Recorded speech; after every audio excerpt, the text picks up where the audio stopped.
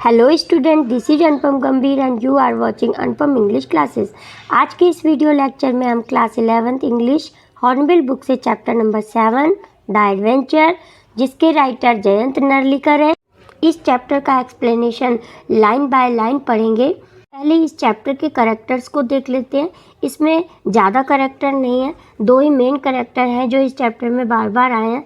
Professor Gangadhar Gaitonde हैं जो कि एक हिस्टोरियन है, और राजेंद्र देश पांडे हैं जो कि उनके फ्रेंड हैं। यही दो कैरेक्टर हैं जो स्टोरी में बार बार आए हैं। स्टूडेंट्स, ये चैप्टर थोड़ा सा टिपिकल है, लेंथी है, बट डोंट वरी, इतना इजी एक्सप्लेनेशन है जो कि आप पढ़ेंगे तो आपको कोई और वीडियो देखने की नीड नहीं रहेगी। तो चलिए स्टार्ट करते हैं। जयंत नरलिकर के द्वारा लिखा गया चैप्टर द एडवेंचर। स्टूडेंट्स, पहले इस चैप्टर का थोड़ा सा ओवरव्यू देख लेते हैं। स्टूडेंट्स, ये चैप्टर प्रोफेसर गंगाधर गायतोंडे पर बेस्ड है जो कि एक हिस्टोरियन है, यानी हिस्ट्री के प्रोफेसर हैं। वो एक कार में बैठकर आज़ाद मैदान जो कि मुंबई में है, वहाँ एक लेक्चर डिलीवर करने जा रहे थे। वह उनका 1000वां लेक्चर था जिसका topic what were the implications of catastrophe theory on the third battle of Panipat. जब वह कार में बैठकर जा रहे थे तो उनकी कार का एक्सीडेंट हो जाता है और उनकी कार ट्रक के साथ कोलाइड कर जाती है और वे 2 दिन के लिए कोमा में चले जाते हैं, और कोमा में ही वे पैरेलल वर्ल्ड में चले जाते हैं। पैरेलल वर्ल्ड का मीनिंग होता है स्टूडेंट्स ख्याली दिमाग, मतलब इमेजिन करने लगते हैं। यानी एक तो हिस्ट्री जिसकी वास्तविकता उनको पता थी कि थर्ड बैटल ऑफ पानीपत में मराठा हार गए थे और अफगान जीत गए थे, और उसके बाद ब्रिटिशर ने हिंदुस्तान पर राज किया था। लेकिन कोमा में जाने की वजह से उन्होंने इसका अपोजिट सोचा कि अफगान हार गए थे और मराठा जीत गए थे, लेकिन सच्चाई तो हम सबको पता ही थी। और इसी प्रकार वे कोमा में ही आज़ाद मैदान बॉम्बे में गए और इंडिया को भी उन्होंने स्लेव नहीं देखा, जबकि इंडिया स्लेव था। और आज़ाद मैदान में वे चेयरपर्सन की सीट पर बैठ जाते हैं और लेक्चर डिलीवर करने लगते हैं, लेकिन ऑडियंस नाराज़ होती है और उनको चेयरपर्सन की सीट से उठाकर नीचे, यानी स्टेज से नीचे उतार देती है। इस घटना के बाद वे कोमा से बाहर आ जाते हैं और सभी घटना अपने दोस्त राजेंद्र देश पांडे को बताते हैं, और उनके दोस्त ही उनको बताते हैं कि ये सब तुम्हारे कोमा में जाने की वजह से ही हुआ है। तो यही इतने बड़े चैप्टर का थोड़ा सा छोटा सा ओवरव्यू था, और अब स्टार्ट करते हैं चैप्टर की समरी। प्रोफेसर गायतोंडे ट्रेन से ट्रैवल करके पुणे से बॉम्बे जीता माता एक्सप्रेस से जा रहे थे, जो कि डेक्कन क्वीन से भी तेज़ चलती है। तो ट्रेन में ही उनकी मुलाकात खान साहब नाम के एक शख्स से होती है। वो भी पैसेंजर था, उनको मिलता है ट्रेन में, जिससे उन्होंने बिजनेस से रिलेटेड बहुत सी बातें भी की। और फिर ट्रेन विक्टोरिया टर्मिनस स्टेशन, जो कि अब छत्रपति शिवाजी टर्मिनेशन है, वहाँ पर रुकती है, जो कि बहुत ही साफ था। और वहाँ पर उनको British officer, पारसीस and Anglo Indian staff दिखा, और वहाँ उन्होंने देखा कि ईस्ट इंडिया कंपनी का हेडक्वार्टर भी है। अब स्टेशन से बाहर निकलकर एक हॉर्न बाय रोड पर गए, जहां उनको ऐसा लगा कि मैं इंग्लैंड में हूं। फिर वे फोर्ब्स की बिल्डिंग में गए और उन्होंने अपने बेटे विनय गायतोंडे के बारे में पूछा। तो रिसेप्शनिस्ट से पूछने पर रिसेप्शनिस्ट ने कहा कि चेक करके देखती हूँ। जब उन्होंने सभी चेक कर लिया, अपनी डायरेक्टरी चेक कर ली, सबके नेम देख लिए, तो उन्होंने बताया कि इस नाम का कोई पर्सन यहाँ जॉब नहीं करता, और वे बहुत दुखी हो जाते हैं। अब वे टाउन हॉल की लाइब्रेरी में गए और वहाँ 5 हिस्ट्री की बुक्स ली और उन्होंने 5वें वॉल्यूम को पढ़ा।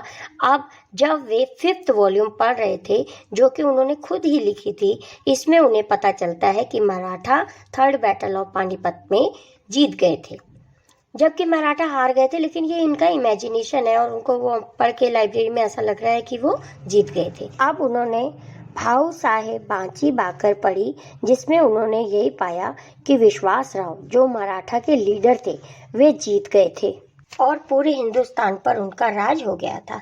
उसके बाद 8 बज गए और लाइब्रेरियन ने कहा कि ये टाइम लाइब्रेरी के बंद होने का है और कल 8 बजे लाइब्रेरी फिर खुलेगी।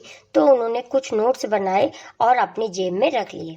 अब डिनर करने के बाद वे आज़ाद मैदान, जो कि बॉम्बे में ही है, वहां गए तो उन्होंने देखा कि एक बहुत बड़ा सा पंडाल है, ऑडियंस है और प्रेसिडेंटल चेयर भी है जो कि खाली है।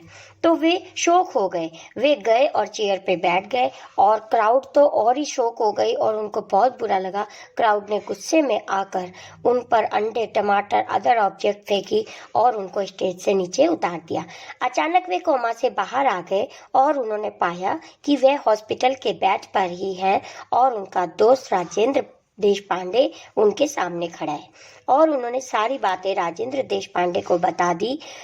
उसके बाद उन्होंने राजेंद्र को बताया कि इस समय वे कंफ्यूज हो गए हैं कि मेरे साथ ये क्या हुआ है। तो प्रोफेसर गायटोंडे के फ्रेंड राजेंद्र देशपांडे समझ जाते हैं और प्रोफेसर को दोनों थ्योरी, कैटास्ट्रॉफ थ्योरी और lack of determinism in quantum theory समझाते हैं और बताते हैं कि तुम एक पैरेलल वर्ल्ड में चले गए थे जहां तुम कुछ भी इमेजिन कर सकते हो। और उन्हें क्वांटम थ्योरी बताते हुए कहते हैं कि तुम दुनिया के सबसे छोटे एटम, जिसके आसपास सभी स्टेट्स यानी कि इलेक्ट्रॉन्स होते हैं और वे हाई से लो और लो से हाई में स्टेट्स में चले जाते हैं।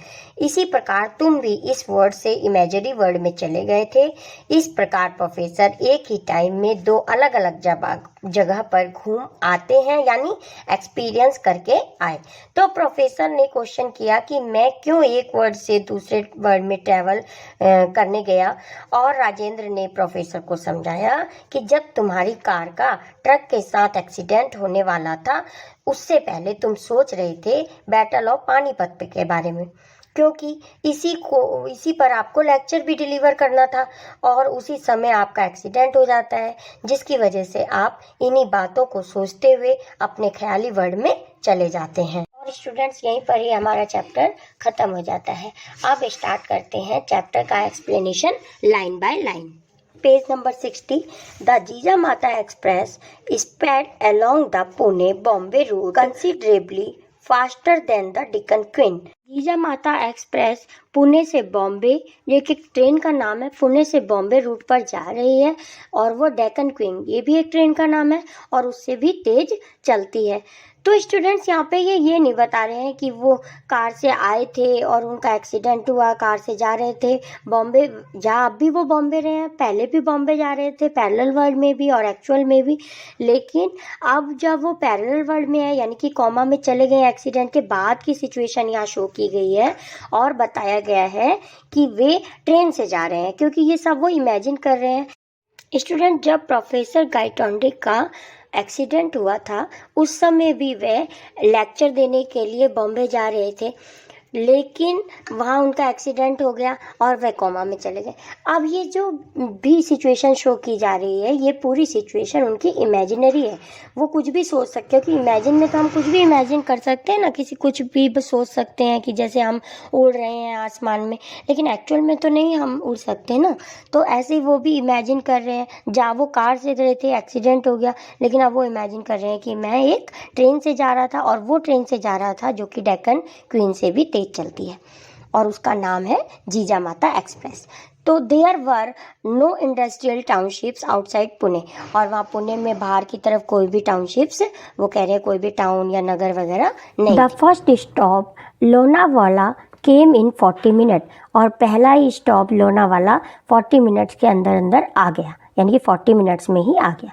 The ghat section that followed was no different from what he knew, और जो घाट सेक्शन मतलब पार्ट, जो भी घाट सेक्शन थे, मतलब कि वेस्टर्न घाट पे थे ना, बॉम्बे से पुणे से बॉम्बे जा रहे थे। अब बॉम्बे यहाँ क्यों कहा गया है, अब तो मुंबई हो गया है, पहले उसका नाम बॉम्बे था इसीलिए बॉम्बे कहा गया है।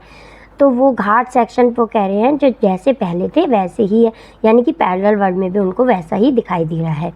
The train stopped at Karjat only briefly and went on at even greater speed. Train बहुत ही स्पीड से चल रही थी और कुछ ही टाइम में करजत स्टेशन पर पहुंची और वहाँ थोड़ी सी देर के लिए रुकी। इट रोड थ्रू कल्याण, और स्पीड से ही चलते हुए वह कल्याण, ये भी एक स्टेशन का नाम है, वहाँ पहुँच गई। Meanwhile the racing mind of professor Gaitonde had arrived at a plan of action in Bombay। उसी समय रेसिंग माइंड का मतलब होता है बहुत तेज़ चल रहा था, मतलब दिमाग में बहुत उनके विचार आ रहे थे।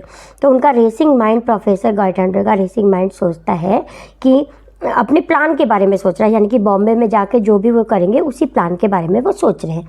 Indeed as a historian he felt he should have thought of it sooner. और वो उनका माइंड ये भी सोच रहा है कि जो भी उन्होंने करना था, वहाँ जो भी स्पीच देनी थी उसके बारे में और पहले ही उन्होंने ये प्लान बना लेना चाहिए था।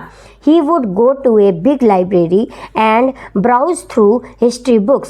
और वे ये भी सोचते हैं कि वहाँ बॉम्बे में जाके वे एक बहुत बड़ी सी लाइब्रेरी में जाएंगे और वहाँ हिस्ट्री की बुक्स पढ़ेंगे। ब्राउज की मीनिंग होती है टू रीड थ्रू, यानी कि हिस्ट्री के बुक के थ्रू वो और भी हिस्ट्री के बारे में जानेंगे। That was the surest way of finding out how the present state of affair was. और कहते हैं कि ये एक सही तरीका है जिससे वो हिस्ट्री के बुक पढ़ के पता लगा पाएंगे कि कहाँ पर हिस्ट्री में चेंज आया है।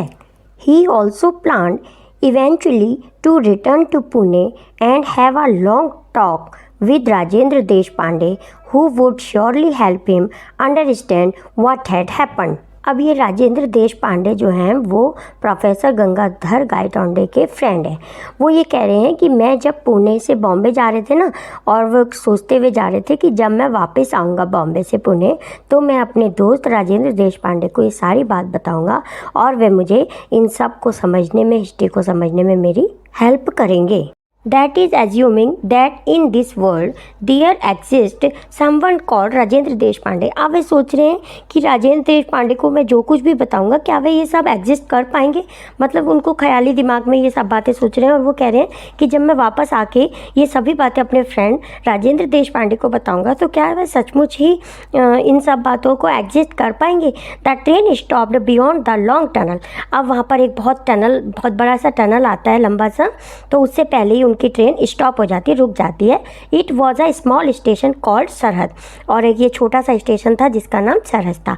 An Anglo Indian in uniform went through the train checking permits. Permit की मीनिंग स्टूडेंट्स है यहाँ पे टिकट। एंग्लो इंडियन की मीनिंग होती है British people who working in India. तो वो लोग, ब्रिटिश के लोग जो इंडिया में वर्क करते हैं, तो वो आता है, ऐसा इमेजिन कर रहे हैं, वे सोच रहे हैं कि एंग्लो इंडियन आते हैं और मेरी टिकट को चेक करते हैं।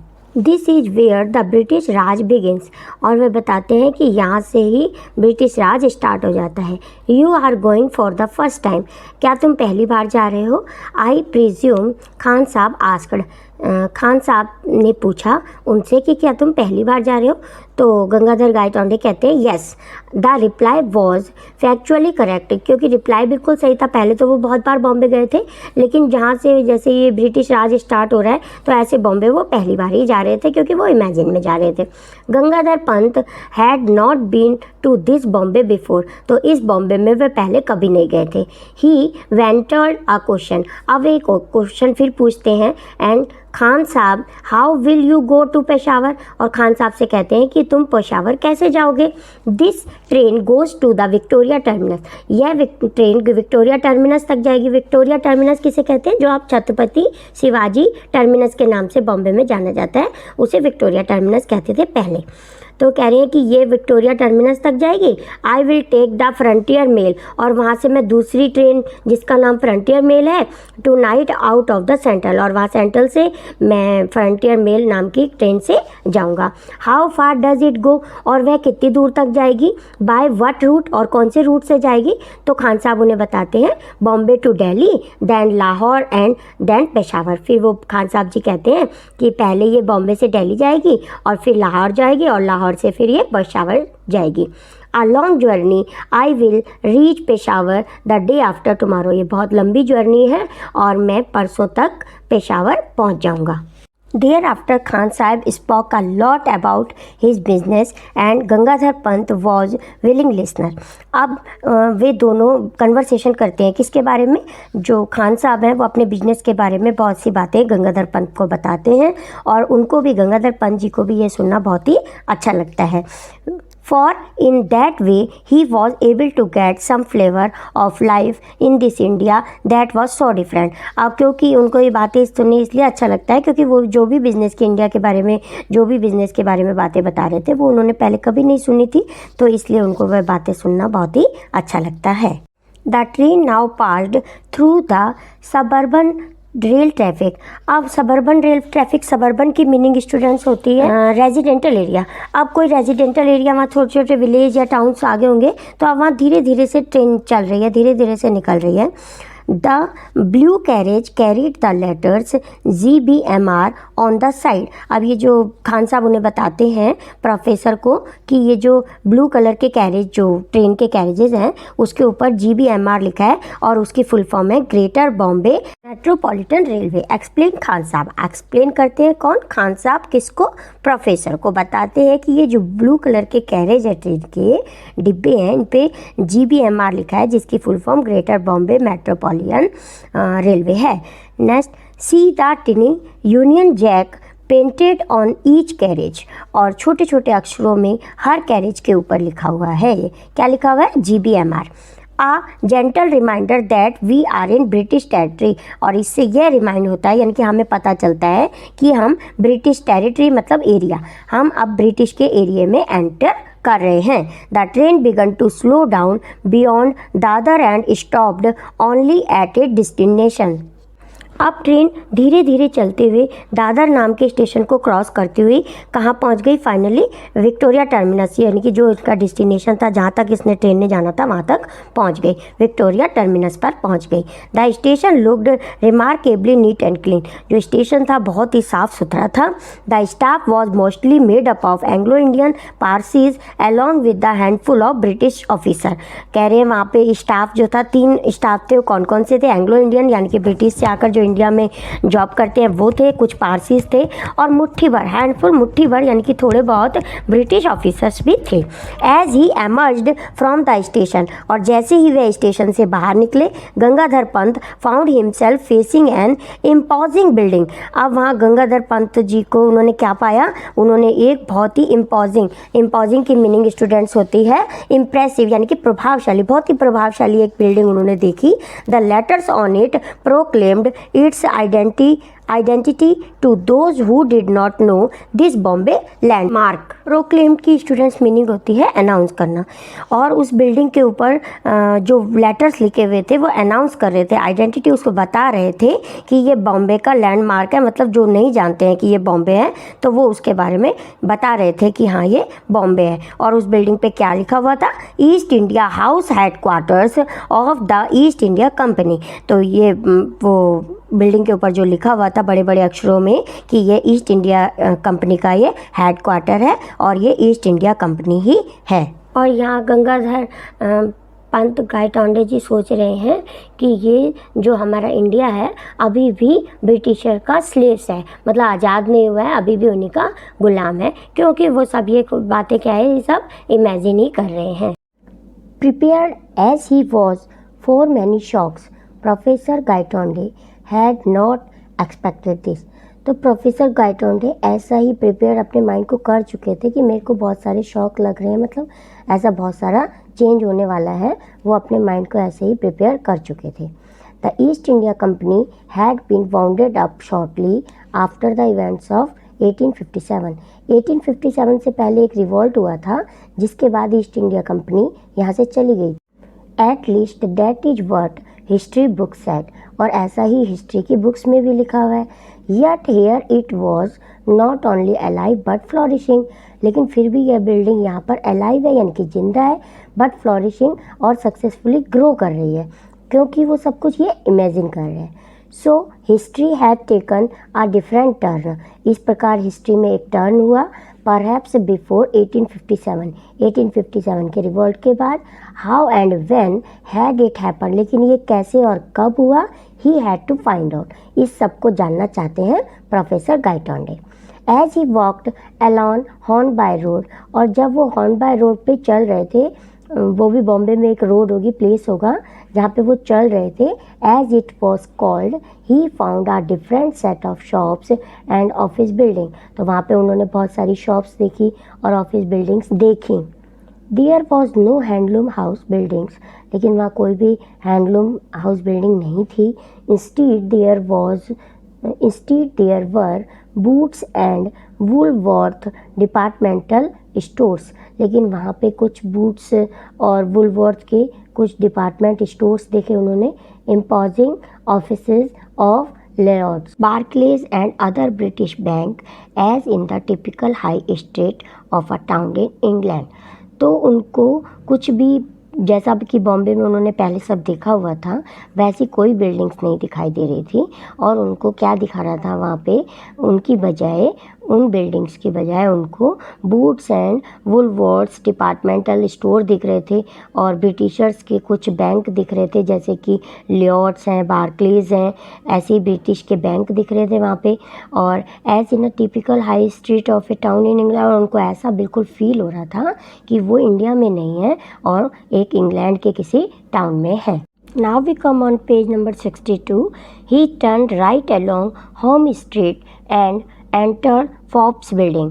फिर वह मुड़ते हैं वहाँ से राइट की तरफ और एक बिल्डिंग में जाते हैं, फॉर्ब्स बिल्डिंग में जाते हैं. I wish to meet mister Vinay Gaitonde please, he said to the English receptionist. वहाँ पे इंग्लिश रिसेप्शनिस्ट होती हैं, उनसे वो पूछते हैं कि मैं मिस्टर विनय गायटोंडे कौन है, उनके बेटे, कि मैं मिस्टर विनय गायटोंडे से मिलना चाहता हूँ. अब ये सब कुछ वो इमेजिन कर रहे हैं, एक्चुअल में उनके कोई बेटे नहीं है वहाँ पे वर्क करते, लेकिन वो इमेजिन कर रहे हैं ना, तो वो ऐसे सोचते हैं कि वहाँ पे मेरा बेटा है, विनय गायटोंडे है और वहाँ जॉब करता है, और वहाँ जाके रिसेप्शनिस्ट से पूछते हैं. She searched through the telephone list, the staff list, and then through the directory of employees of all the branches of the firm. अब वो फर्म की सारी डायरेक्टरीज चेक करती हैं. डायरेक्टरी किसे कहते हैं, a book containing list of information of name, addresses, telephone numbers. तो वह सब कुछ अपनी डायरेक्टरी चेक करती हैं, सब स्टाफ लिस्ट भी चेक करती हैं और फिर अपने एम्प्लॉय की लिस्ट भी चेक करती हैं. और वह कहती हैं कि क्या कहती हैं, she shook her head and said, वो अपना हेड शुक करती हैं और कहती हैं, I am afraid I can not find any one of that name either here or in any our branches. और कहती हैं कि मैं श्योर हूँ कि हमारे ब्रांच में या हमारे अदर ब्रांच में इस नाम का कोई पर्सन वर्क नहीं करता. Are you sure he works here, क्या आपको श्योर है कि वो यहीं पे काम करते हैं. This was a blow not totally unexpected. तो ये सब सुन के भी उनको बहुत शौक लगा कि मेरा बेटा यहाँ वर्क नहीं करता, बहुत शौक हो जाते हैं. If he himself were dead in this world, और अपने आप को इस वर्ल्ड में डेड पाते हैं और वो उनको लगता है कि मैं डेड मर गया हूँ, डेड हूँ, तो फिर मेरा बेटा यहाँ पे कहाँ होगा. What guarantee had he that his son would be alive. तो फिर या फिर वो जिंदा ही नहीं हुआ है ही नहीं, बेटा पैदा ही नहीं हुआ है, तो फिर वो यहाँ वर्क कैसे करेगा. तो indeed he may not even have been born. ये सब कुछ वो इमेजिन कर रहे हैं प्रोफेसर, और वो कह रहे हैं कि वो अभी बॉर्न ही नहीं हुआ है. He thank the girl politely and came out. और वह पोलाइटली, बहुत ही पोलाइटली, नर्मता से गर्ल को, रिसेप्शनिस्ट को थैंक यू कह के बाहर आ जाते हैं. It was characteristic of him not to worry about where he would stay. अब ये प्रोफेसर गायटोंडे की कैरेक्टरिस्टिक थी कि वो किसी प्रकार की टेंशन नहीं लेते थे. अब जब उनको पता चला कि वहाँ उनका बेटा जॉब नहीं करता है, तो उन्होंने ऐसा कोई भी चिंता नहीं करी कि वह कहाँ रुकेंगे, कहाँ स्टे करेंगे. तो इस प्रकार की उन्होंने कोई भी टेंशन नहीं ली. His main concern was to make his way to the library of the Asiatic Society to solve the riddle of history. अब उनका एक ही कंसर्न था, एक ही ध्यान, उनका एक ही ध्यान था कि उन्हें हिस्ट्री के बारे में पता लगाने के लिए, रिडल मतलब मिस्ट्री, हिस्ट्री की मिस्ट्री को पता लगाने के लिए उन्हें एशियाटिक सोसाइटी लाइब्रेरी में जाना है. Grabbing a quick lunch at a restaurant. अब ग्रैबिंग की मीनिंग होती है टेकिंग, टेकिंग या हैविंग. तो उन्होंने जल्दी से कुछ थोड़ा सा लंच किया और he made his way to town hall, और वे टाउन हॉल की तरफ चले गए. टाउन हॉल में वही जगह है जहाँ पे एशियाटिक लाइब्रेरी है, बहुत बड़ी सी लाइब्रेरी है बॉम्बे में, वहाँ चले गए. Yes to his relief the town hall was there.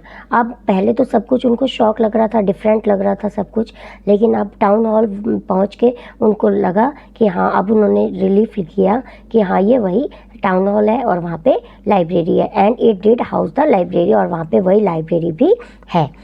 He entered the reading room and asked for a list of history books including his own. अब उन्होंने रीडिंग रूम में एंट्री किया और वहाँ पे उन्होंने इंक्लूडिंग की मीनिंग होती है having something as a part of group set.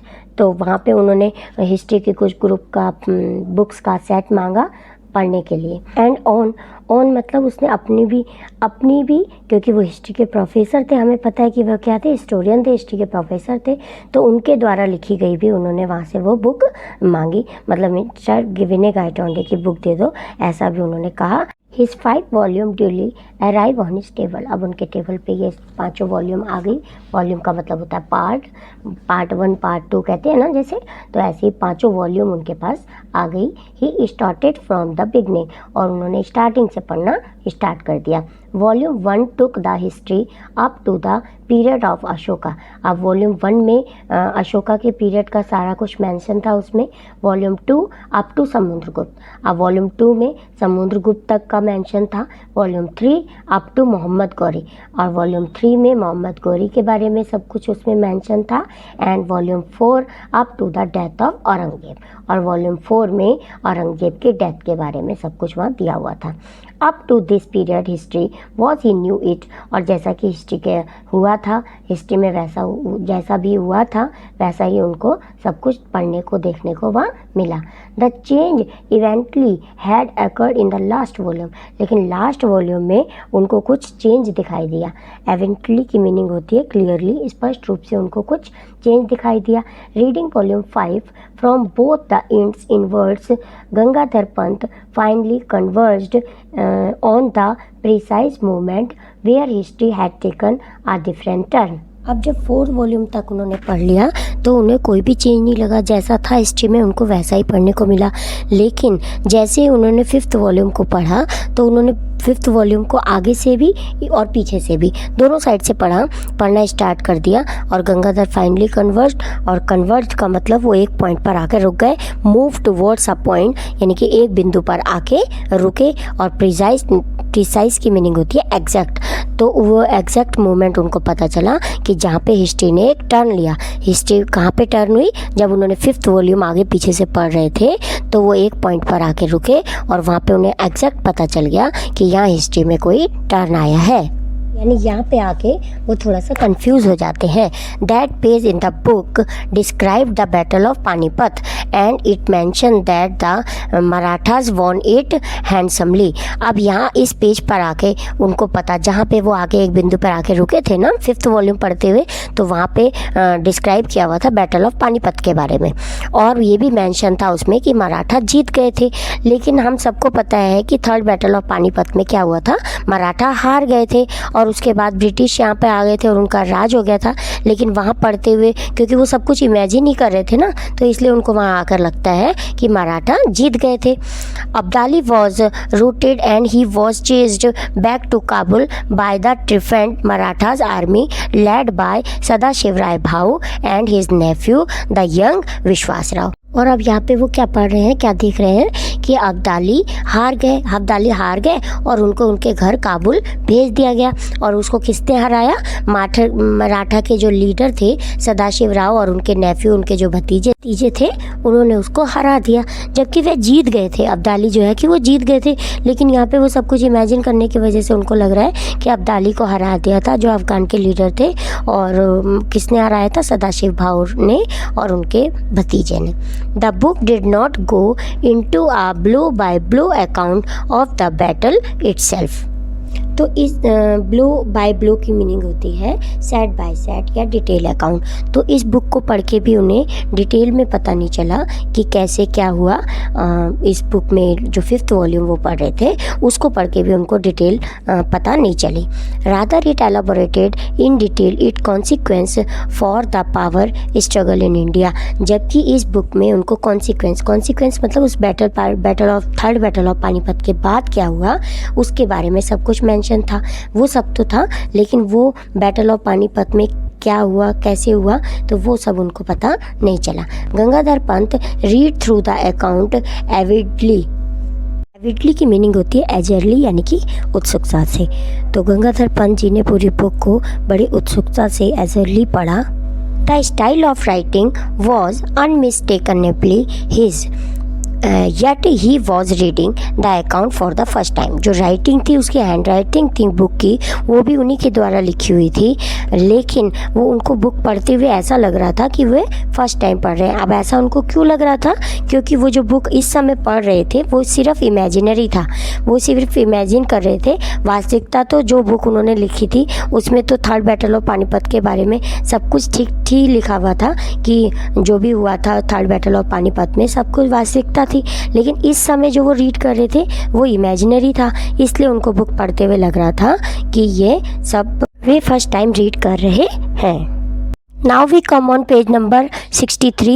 Their victory in the battle was not only a great moral booster to the Marathas, but it also established their supremacy in the northern India. Moral booster की meaning होती है encouraging, यानी कि विश्वास बढ़ाने वाला। Established की meaning है सेटअप, यानी कि स्थापित किया, और supremacy highest authority of power, यानी कि किसी जगह पर अपना प्रभुत्व हो जाना, किसी क्षेत्र पर अपनी प्रभुत्व हो जाना, उसे कहते हैं सुप्रीमेसी। अब प्रोफेसर क्या सोच रहे हैं कि इस बैटल की विक्ट्री से, कौन सी battle? Battle of third battle of Panipat की विक्ट्री से, जीत से जो मराठा थे वो मोरल बूस्टर हो गए, यानी कि उनका विश्वास और ज़्यादा बढ़ गया और उन्होंने अपना स्थापित कर लिया नॉर्दर्न इंडिया, पूरे नॉर्दर्न इंडिया में अपना प्रभुत्व स्थापित कर लिया, यानी कि अपनी सत्ता को फैला लिया। The East India Company which had been watching these developments from the sideline, और जो ईस्ट इंडिया कंपनी थी वो साइडलाइन से उनके सारे ये डेवलपमेंट को देख रही थी। Got the message and shelved its expansionist programme. Shelve की मीनिंग होती है स्टूडेंट्स पोस्टपोन, यानी कि टाल दिया या स्थगित कर दिया, रोक दिया, और एक्सपेंशनिस्ट की मीनिंग होती है प्रोसेस ऑफ इंक्रीजिंग साइज, यानी कि प्रसारवादी। तो ये सब कुछ देखते हुए ईस्ट इंडिया कंपनी जो कि नॉर्दर्न में मराठास ने अपना सुप्रीमेसी फैला दी थी, तो इन सब को देखते हुए उनके जो भी प्लान थे एक्सपेनिस्ट मतलब प्रसार करने के, अपनी जगह को बढ़ाने के जो भी प्लान थे, एक बार उन्होंने रोक दिए। और उनको वो देख रही थी, किनको? मराठा को। क्यों देख रही थी? क्योंकि जिन्होंने नॉर्दर्न इंडिया में अपना पूरा प्रसार कर लिया था, अपने आप को फैला लिया था, उसको ईस्ट इंडिया कंपनी देख रही थी और अपने आगे के सारे प्रोग्राम को उन्होंने पोस्टपोन कर दिया था। For the Peshwas, the immediate result was an increase in the influence of Bhau Sahib and Vishwas Rao, who eventually succeeded his father in 1780 AD. तो पेशवास कौन है? ये पेशवास भी मराठास है। तो मराठा की जो आर्मी थी उनको लीड करते थे। फादर की डेथ होने के बाद, किसके फादर के? भाव साहब के फादर की जब डेथ हो गई थी 70-80 AD में, उसके बाद भाव साहब और विश्वास राव जो उनके भतीजे थे वो लीडर बने। किसके लीडर बने? मराठास आर्मी के। The troublemaker Dada Sahib was relegated to background and eventually retired from state politics. Relegated to की मीनिंग होती है स्टूडेंट्स टू पुश टू।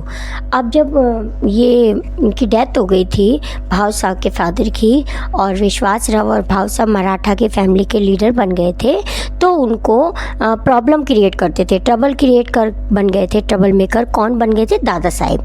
वो उनकी आर्मी में आके उनको परेशान करते थे। तो उन्होंने क्या किया था, ये जो दोनों जने लीडर बने थे, इन्होंने उनको एक स्टेट पॉलिटिक्स में थोड़ा सा स्पेस दे दिया और उनको कह दिया कि हाँ यही तुम्हारा एरिया है, तुमने इसी को ही देखना है, तो जिससे कि वो उनके काम में और भी दखलंदाजी ना करें या उनको परेशान ना करें।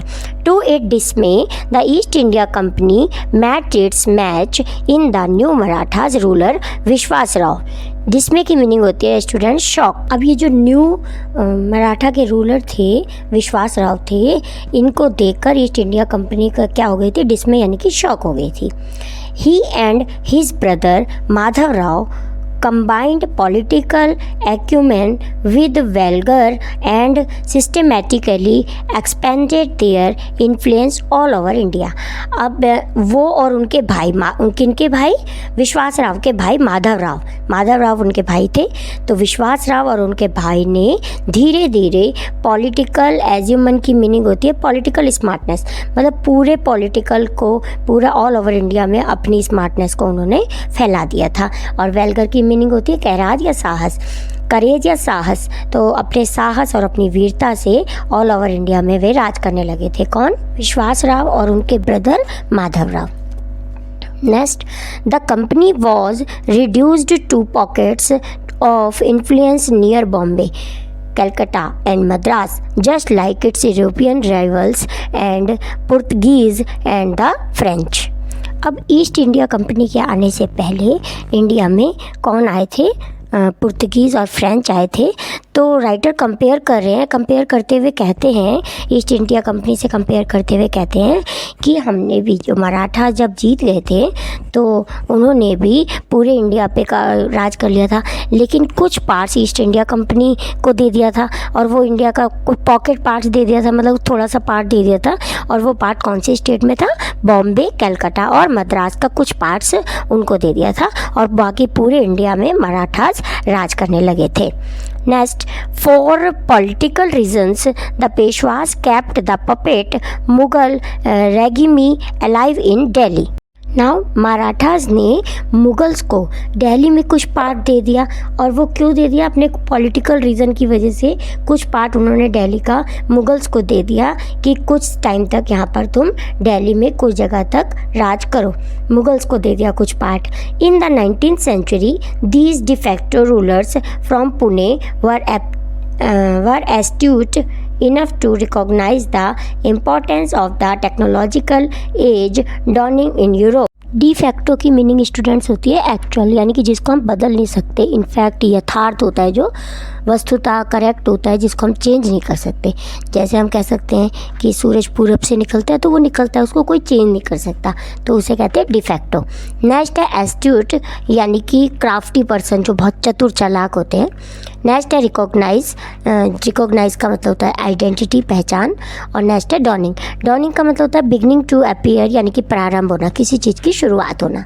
तो 19th सेंचुरी में जब मराठा इंडिया पे राज कर रहे थे तो वो देख रहे थे कि यूरोप में बहुत सारे डॉनिंग, यानी कि बहुत सारी टेक्नोलॉजी, नई नई टेक्नोलॉजी का आरंभ हो रहा है। डॉनिंग यानी कि स्टार्टिंग हो रही है, तो वो ये सब चीज़ें देख रहे थे। कौन देख रहे थे? मराठा।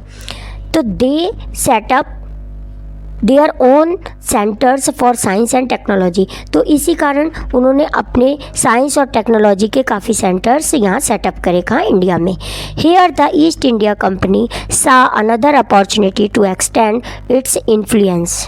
और जब ईस्ट इंडिया कंपनी ने देखा कि ये तो उससे प्रभावित हो रहे हैं और अपना एक्सटेंड कर रहे हैं, तो उन्होंने मराठास को अपॉर्चुनिटी देने की सोची। It offered aid and experts, उन्होंने अपनी हेल्प दिए, एड्स मतलब हेल्प दिए और एक्सपर्ट्स दिए। They were accepted only to make the local centres self sufficient. East India Company समझ रही थी ना कि ये जो मराठा के लीडर हैं उनको हम अपना थोड़ी सी टेक्नोलॉजी दे देंगे तो वो हमारी टेक्नोलॉजी पे बेस्ड होंगे, तो इसलिए हमारा इंडिया पे और राज हो जाएगा। क्योंकि ईस्ट इंडिया कंपनी को उन्होंने थोड़ा सा पार्ट दे दिया था ना, मद्रास, कलकत्ता और बॉम्बे का, और साइड कर दिया था। तो ईस्ट इंडिया कंपनी ने सोचा कि अगर हम इनकी हेल्प करेंगे टेक्नोलॉजी में तो इससे हम अपना क्षेत्र इंडिया में और बढ़ा सकते हैं। तो उन्होंने कहा कि हम एक्सेप्ट करते हैं, मतलब यहाँ पे मराठास ने कहा कि हम उनकी ये जो अपॉर्चुनिटी उन्होंने दी है टेक्नोलॉजी की ईस्ट इंडिया कंपनी ने, इसको एक्सेप्ट कर देते हैं और बाद में फिर सेल्फ सफिशिएंट हो जाएंगे। मतलब जब ये सीख जाएंगे, हमारे इंडियंस लोग सीख जाएंगे, तो उनको कह देंगे बस हाँ अब हमें तुम्हारी नीड नहीं है, तो हम अब सेल्फ सफिशिएंट हो जाएंगे। The 20th century brought about further changes inspired by the west. जब 20वीं सदी आई तो वो बहुत ही इंस्पायर्ड हुए, किससे हुई? वेस्टर्न कंट्री से। और यहाँ पे भी इंडिया में भी बहुत सारे चेंजेस होने लगे। India moved towards a democracy, और इंडिया जो है, इंडिया में पूरी डेमोक्रेसी आ चुकी थी, यानी कि इंडिया में अब राजा महाराजा राज नहीं करेंगे, यानी कि यहाँ इलेक्शन होगा और मिनिस्टर, चीफ मिनिस्टर वगैरह बनेंगे इलेक्शन के through. By then the Peshwas had lost their enterprise and they were gradually replaced by democratic elected bodies. अब जो वहाँ राजा महाराजा पेशवाज थे वो समझ गए थे इंडिया धीरे धीरे डेमोक्रेसी की तरफ जा रहा है और यहाँ इलेक्शन होंगे। The sultanate at Delhi survived even this transition largely because it held no real influence। तो जो यहाँ चेंज आ गया था इंडिया में कि किंगडम से डेमोक्रेसी की तरफ इंडिया आ गया था, तो इससे ज़्यादा प्रभाव नहीं हुए। कौन चेंज नहीं हुआ? ट्रांजिशन का मतलब होता है चेंज होना, तो इससे ज़्यादा चेंज नहीं हुए, प्रभावित नहीं हुए। कौन? दिल्ली सल्तनत, क्योंकि मुगल्स के पास थोड़ा बहुत ही पार्ट था ना इंडिया का, तो उससे ज़्यादा फ़र्क नहीं पड़ा उनको कि पहले किंगडम था और अब डेमोक्रेसी आ गई, तो इससे उनको ज़्यादा फ़र्क नहीं पड़ा। तो यहाँ स्टूडेंट्स इस चैप्टर का सेकेंड पार्ट कंप्लीट होता है। मिलते हैं नेक्स्ट थर्ड पार्ट में आपसे। Thank you so much for watching. Hello students, कैसे हैं आप सब? I hope you are very well. तो इसी अच्छी सी बात से स्टार्ट करते हैं अपनी स्टोरी द एडवेंचर का थर्ड पार्ट, जो कि page number 63 last second paragraph में है। तो स्टार्ट करते हैं third part. The Shahenshah of Delhi was no more than the figurehead to rubber stamp the recommendation made by the central parliament। तो जो दिल्ली के शहंशाह थे उनको केवल फिगर हेड मान लिया, एक मूर्ति टाइप का समझा गया केवल, और उनको ये कहा गया कि सेंट्रल पार्लियामेंट के द्वारा जो भी बनाए गए रूल्स होंगे उनको केवल आपने रबर स्टैम्प लगाना होगा। रबर स्टैम्प का मतलब मोहर लगानी होगी, और कोई भी आपको किसी भी मीटिंग में आपको इन्वॉल्व नहीं किया जाएगा। As he read on, Gangadhar Pant began to appreciate the India he had seen। अब जो बुक वो पढ़ रहे थे, 5th वॉल्यूम वो पढ़ रहे थे, उसको पढ़ते हुए इंडिया पे वे गंगाधर पंत जो है बहुत ही अप्रिशिएट हो रहे थे, मतलब बहुत ही गर्व महसूस कर रहे थे। It was a country that he had not been subjected to slavery for the white man. तो वो इस कंट्री को, वो इस इंडिया को क्या समझ रहे थे कि ये इंडिया स्लेव नहीं है, मतलब ये ब्रिटिशर्स की गुलाम नहीं है, ऐसा सोचते हुए बुक को पढ़ रहे थे। It had learn to stand on its feet and knew what self respect was. और वह यह भी फील कर रहे थे कि ये तो अपने फीट पे खड़ा हुआ है, जो इंडिया है वो अपने सेल्फ रिस्पेक्ट है उसके पास, वो किसी की गुलामी नहीं कर रहा है। सब्जेक्टेड टू मतलब अंडर कंट्रोल, यानी कि वह इंडिया किसी के अंडर कंट्रोल में नहीं है। वैसे तो इंडिया इस समय अपने गुलाम था ब्रिटिशर्स का, लेकिन क्योंकि वो इमेजिनरी वर्ल्ड में, अपने पैरेलल वर्ल्ड में है, तो इसलिए वो ऐसा इमेजिन कर रहे हैं। From a position of strength and for purely commercial reason it had allowed the British to retain Bombay as the sole outpost on the subcontinent। अब बुक पढ़ते हुए प्रोफेसर ये देख रहे हैं, बुक में पढ़ रहे हैं और कह रहे हैं कि जो उनको पोजीशन, थोड़ी सी पोजीशन दे दी गई थी, किसको? ब्रिटिशर्स को। कहाँ पर? बॉम्बे में। और क्यों दे दी गई थी? कमर्शियल रीज़न की वजह से उनको थोड़ी सी पोजीशन दे दी गई थी बॉम्बे में। That lease was to expire in the year 2001 according to the Treaty of 1908। तो जो ये पावर उनको बॉम्बे को दे दी गई थी, बॉम्बे की पावर ब्रिटिशर्स को दे दी गई थी, तो ये लीज़ की मीनिंग होती है लीगल एग्रीमेंट। तो ये एग्रीमेंट किया गया था। ये एग्रीमेंट कब एक्सपायर हो जाना था? 2001 में। और 2001 में एक्सपायर हो जाने के बाद बॉम्बे में भी पूरा इंडिया का ही राज हो जाना था। अकॉर्डिंग टू द ट्रीटी का मतलब होता है ये एक संधि हुई थी, और ये कब हुई थी? 1908 में। तो 1908 में एक समझौता हुआ था और जिसमें कहा गया था कि ये बॉम्बे का जो कुछ पार्ट ब्रिटिशर्स को दे दिया जाए, जिससे कि वो कमर्शियल रीज़न अपने सॉल्व कर पाए हमारी इंडियन गवर्नमेंट। तो वो संधि जो हुई थी वो 1908 में हुई थी। Gangadhar Pant could not help comparing the country he knew with what he was witnessing around him। अब जब गंगाधर पंत ये बुक पढ़ रहे हैं और रियल वर्ल्ड और पैरेलल वर्ल्ड में, मतलब जो इस समय वो पढ़ रहे हैं और जो उनका वास्तविकता थी, तो उसमें वो कंपेयर नहीं कर पा रहे, मतलब कंफ्यूज होए जा रहे हैं। But at the same time he felt that his investigations were incomplete. और उसी समय उनको ऐसा लगता है कि ये जो भी इन्वेस्टिगेशंस है, मतलब जो भी उनकी रिसर्च है, छानबीन है, ये सब इनकम्प्लीट है। How did the Marathas win the battle. अब ये मराठा जो बैटल जीते तो कैसे जीते, क्योंकि एक्चुअल में तो मराठा हारे थे ना, तो फिर अफगान्स ने यहाँ पे रूल किया था तो हार गए थे मराठा। लेकिन अब उनको लग रहा है कि ये मराठा इसमें जीत गए थे, क्योंकि इमेजिनरी कर रहे हैं वो, तो इमेजिनरी वर्ल्ड में उनको लग रहा है मराठा जीत गए थे। अब वो सोच रहे हैं कि ये मराठा जीते तो कैसे जीते। To find the answer he must look for accounts of the battle itself.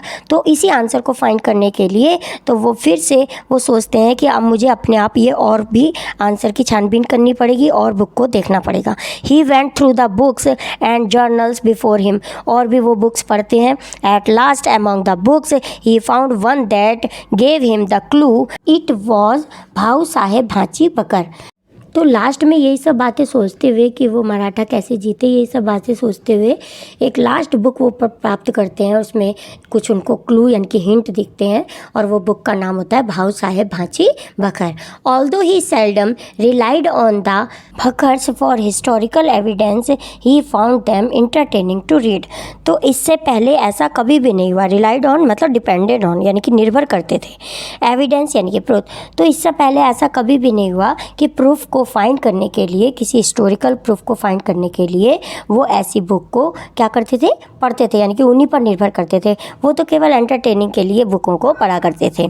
Sometimes buried in the graphic but doctorate account he could spot the germ of truth. Graphic की मीनिंग है विडिडली डिस्क्रिप्टिव, यानी कि स्पष्ट रूप से दिखाई दे रहे थे, या जो भी पिक्चर्स वो भाऊ साहब भांजी बकर में देख रहे थे। तो और डॉक्टर अकाउंट्स की मीनिंग है ऑर्डर टू डिसीव, मतलब वो उनको सब कुछ डिसीव लग रहा था, धोखे भरा विवरण लग रहा था जो वो उसमें पढ़ रहे थे। किसमें? भाऊ साहेब भांजी बकर बुक में।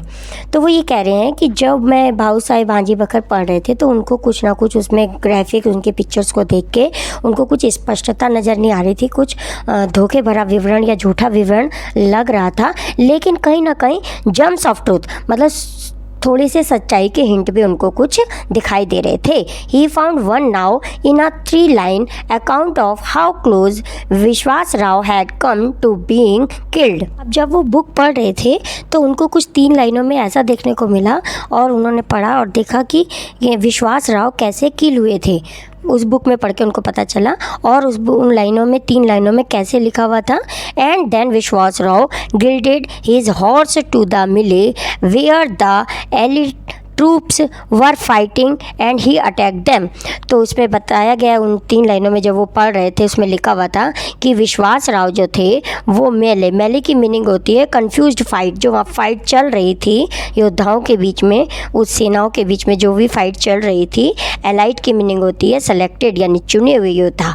चुने हुए योद्धा के बीच में जो भी फाइट चल रही थी उनके अंदर विश्वास राव ने कैसे एंट्री करी, कैसे वो घुसे। एंड गॉड वाज मर्सीफुल, और भगवान कैसे मर्सीफुल हुए, दया आई भगवान को कि a short brushed past his ear. Brushed part की मीनिंग होती है स्टूडेंट टचिंग लाइटली, यानी कि हल्के से छूता हुआ। तो जो विश्वास राव को कान के पास से एक शॉट निकला, मतलब बिल्कुल कान के पास से एक शॉट निकला, गोली निकली। Even the difference of a til sesame would have led to his death, और इतने करीब से निकली उनके कान के इतने पास से जितना कि एक तिल होता है। तिल किसे कहते हैं? किचन में हम देख सकते हैं छोटा सा पार्ट होता है, बिल्कुल बहुत ही पतला सा छोटा सा होता है तिल, और इतने तिल के बराबर दूरी से विश्वास राव के कान के पास से निकली। अगर वो इतनी पास से ना निकलती, जरा सा और नज़दीक आती तो उनकी डेथ हो सकती थी। स्टूडेंट्स यहाँ आपको बता दें कि विश्वास राव की डेथ रियलिटी में हो चुकी थी। रियलिटी में मराठा हारे थे और उनके लीडर जो विश्वास राव थे उनकी डेथ हो चुकी थी। लेकिन यहाँ वो अपने पैरेलल वर्ल्ड में इमेजिन करते हुए सोच रहे हैं कि वो जो गोली निकली थी उनके कान के इतने पास से निकल की थी जैसे कि एक तिल की दूरी होती है, इतनी डिस्टेंस से निकली थी और विश्वास राव बच गए थे, बट रियलिटी में उनकी डेथ हो चुकी थी। Next paragraph, at 8 o'clock the librarian politely reminded the professor that the library was closing for the day. अब 8 बज चुके होते हैं शाम के और लाइब्रेरियन आती हैं और वो कहती हैं कि सर 8 बज चुके हैं और अब ये लाइब्रेरी के बंद होने का टाइम है। Gangadhar Pant emerged from his thought, और गंगाधर पंत एकदम एमर्ज्ड होते हैं। एमर्ज का मतलब होता है केम आउट ऑफ, अपने विचारों से बाहर निकलते हैं, क्योंकि वो बैटल्स के थॉट में खोए हुए थे ना, एकदम अपने आप को संभालते हैं। और फिर क्या कहते हैं, looking around he noticed that he was the only reader left in that magnificent hall। magnificent hall का मतलब होता है, magnificent मतलब होता है splendid, यानी कि भव्य या शानदार। अब शानदार हॉल में वो देखते हैं कि मैं अकेला ही हूँ जो बुक रीड कर रहा हूँ। I beg your pardon sir, may I request you to keep these books here for my use tomorrow morning। और वो लाइब्रेरियन से कहते हैं कि सर कि ये बुक मैं ये रख रहा हूँ और मैं टुमारो मॉर्निंग आके को पढ़ लूँगा। By the way when do you open, और आप ये लाइब्रेरी को दोबारा मॉर्निंग में कब खोलते हैं? Eight 8 o'clock sir. और लाइब्रेरियन उनसे कहते हैं कि 8 बजे। द लाइब्रेरियन स्माइल्स करते हुए लाइब्रेरियन उनसे कहते हैं कि कल भी 8 बजे ये खुलेगी। Here was a user and researcher right after his heart. User है और रिसर्चर है जो कि इस बुक को पढ़ते जा रहे हैं।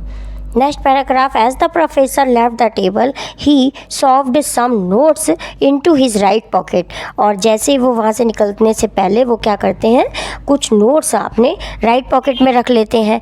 Absent mindedly he also shoved the bakhar into his left pocket, और लेफ्ट पॉकेट में वो भाव भांची बखर के कुछ पेजेस निकाल के अपने पॉकेट में टक कर लेते हैं। He found a guest house to stay in and had a frugal meal. पे बाहर निकलते हैं, एक गेस्ट हाउस में रुकते हैं, और फ्रूगल की मीन होती है स्मॉल प्लेन, संक्षिप्त या सादा, और कुछ थोड़ा सा खाना, सादा खाना खाते हैं।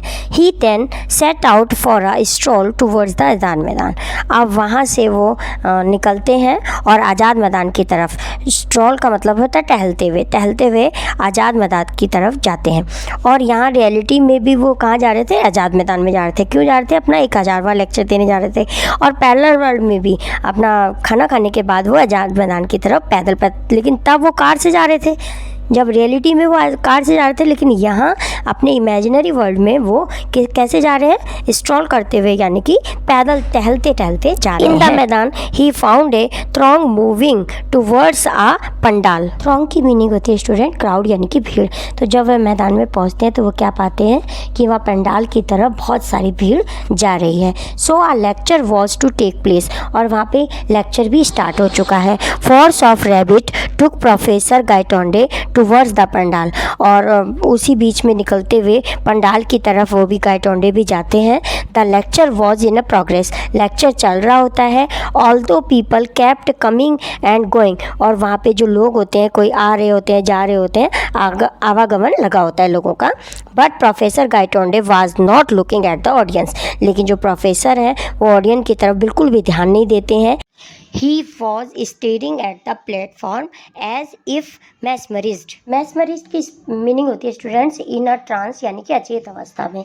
तो वो ऑडियंस पे तो बिल्कुल भी ध्यान नहीं देते हैं, वो प्लेटफॉर्म की तरफ देखते हैं। और कैसे देखते हैं? बिल्कुल अचेत अवस्था में प्लेटफॉर्म की तरफ देखते हैं। प्लेटफॉर्म मीन्स जहाँ वो चेयर पड़ी होती है, चेयर पर्सन की जो चेयर होती है उसकी तरफ ध्यान से देखते हैं। There was a table and a chair but the letter was unoccupied. वहाँ पे एक चेयर है, टेबल है, लेकिन अनऑक्यूपाइड यानी कि वैकेंट, खाली है। The presidential chair unoccupied, the sight stilled him to the depth. कि प्रेसिडेंट की चेयर खाली है, ये सब देख के जो प्रोफेसर हैं वो स्टिल्ड हो गए, मतलब एकदम शॉक हो गया उनको कि अभी तक चेयर खाली है। Like a piece of iron attracted to a magnet he swiftly move towards the chair.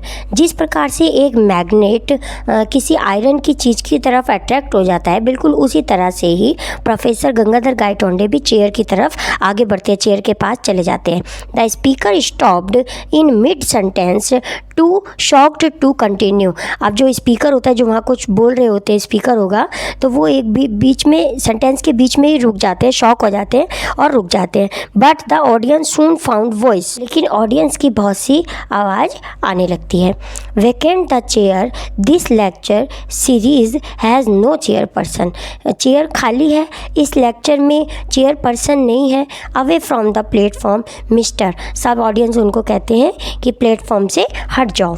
The chair is symbolic, do not you know. ये चेयर जो है वो सिर्फ एक सिम्बॉलिक है। सिम्बॉलिक की मीनिंग होती है यूज्ड एज ए सिम्बल, यानी कि प्रतीकात्मक है केवल ये चेयर। और यहाँ पे कोई भी चेयर पर्सन नहीं आएगा, नहीं बैठेगा। क्या आप जानते नहीं हैं? What nonsense, whoever heard of a public lecture without a president dignitary. कहते हैं कैसी बेवकूफ़ी है कि एक पब्लिक लेक्चर डिग्निटरी की मीनिंग होती है a person who has an important official position, यानी कि उच्च पदाधिकारी। तो बिना किसी चेयर पर्सन के, बिना किसी उच्च अधिकारी के कि ये लेक्चर पॉसिबल कैसे है? प्रोफेसर कहते हैं professor Gaitonde went to the mike and gave vent to his view. Gave vent to की मीनिंग होती है एक्सप्रेस, यानी कि व्यक्त करना। तो प्रोफेसर गायटोंडो जो है वो माइक की तरफ जाते हैं और अपने व्यूज़ एक्सप्रेस करने लगते हैं। Ladies and gentlemen, an unchaired lecture is like Shakespeare Hamlet without the Prince of Denmark.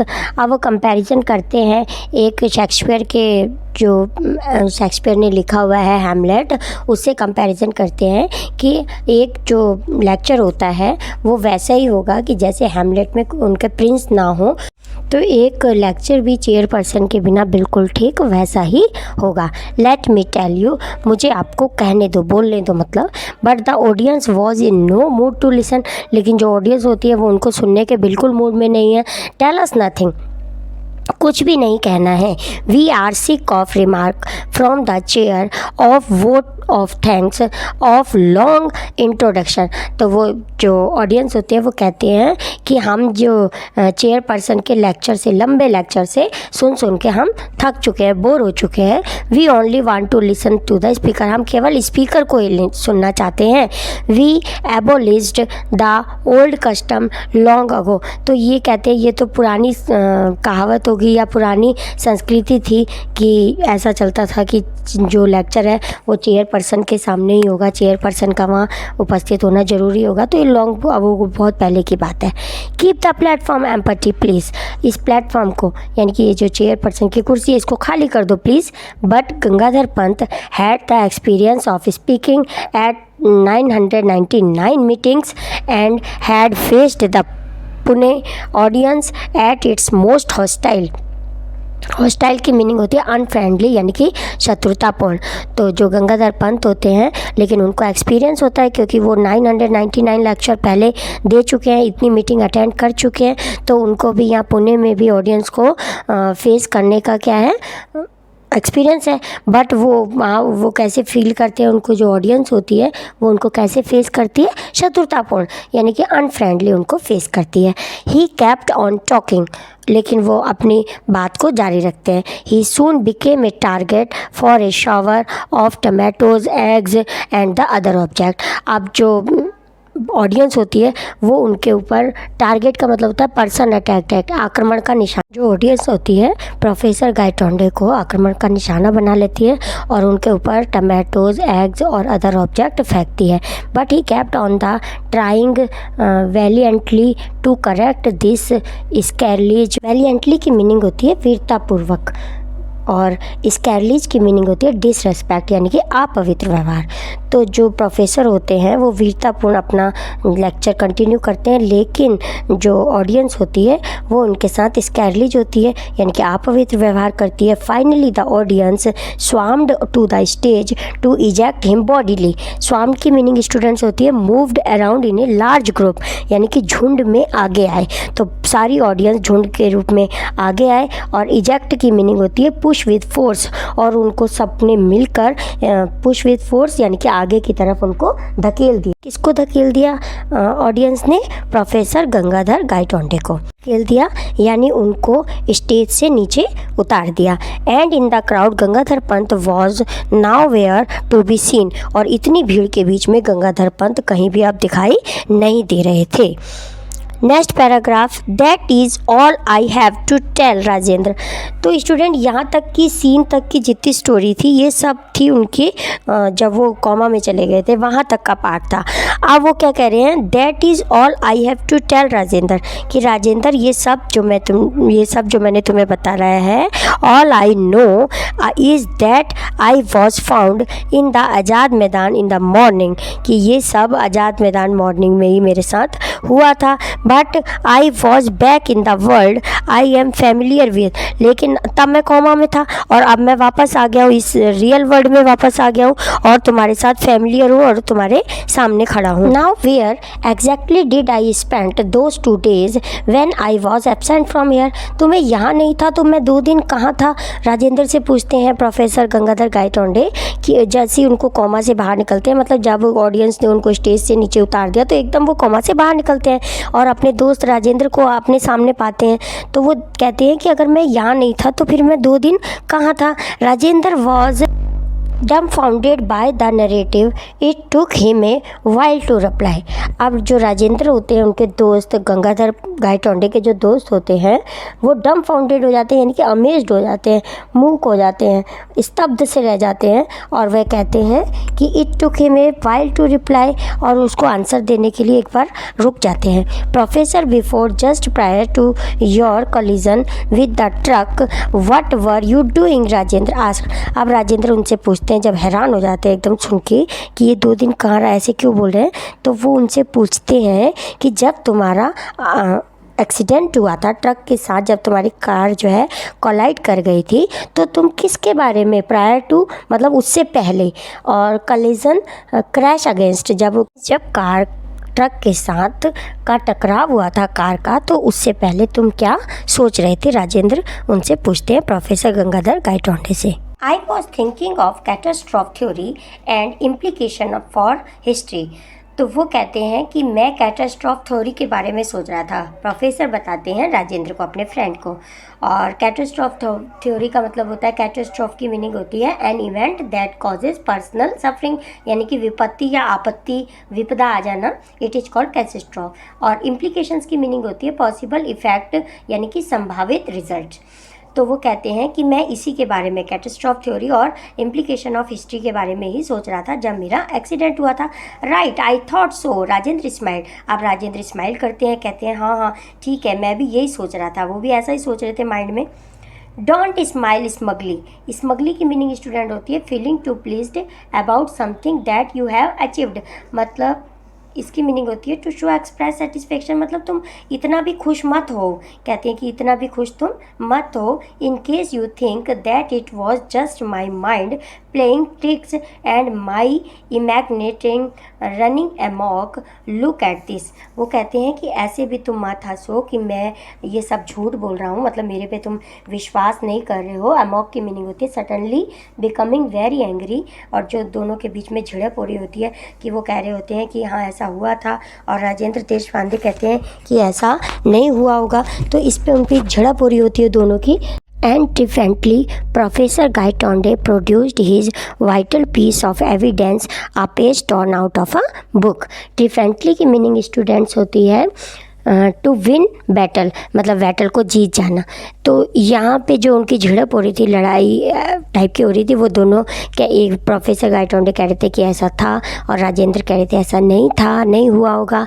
तो वो जो भी उनकी झड़प हो रही थी तो उसके बीच में प्रोफेसर गायतोंडे कहते हैं कि तुम मुझे झूठ मत समझो, मुझे तुम्हें दिखाने के लिए वाइटल मतलब वेरी इंपॉर्टेंट, अति महत्वपूर्ण एविडेंस यानी कि प्रूफ या प्रमाण, मुझे तुम्हें दिखाने के लिए प्रमाण है, मेरे पास प्रूफ है।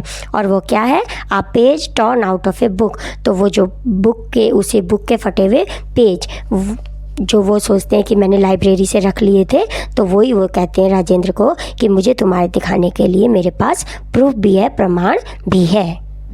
Rajendra read the text on the pointed page and his face underwent a change.